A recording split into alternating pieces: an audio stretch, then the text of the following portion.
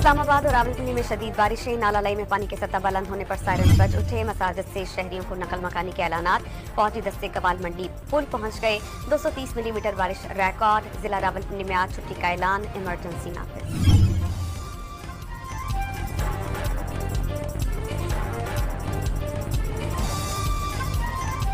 के दरियाई सवा में तोगयानी बारिश के बाद करीबी डैम्स की सतह में इजाफा। धमियाल रोड पर एक शख्स पांव स्लिप होने से बरसाती नाले में डूब गया। राजपूता सहाम में गाड़ी बह गई। दूसरे शहरों में तूफानी बारिशें। चकवाल में क्लाउड बर्स्ट के बायस सैलाबी सूरत हाल। 10 घंटों के दौरान 423 मिलीमीटर बारिश रिकॉर्ड। पनवाल डैम का बंद टूटने से भट्टा खश्त का इलाका जेरे आब।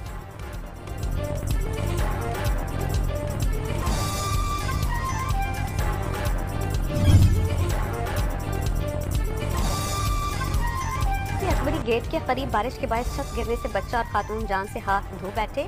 मलबे तले दबे, दीकर 2 अफराद की तलाश जारी।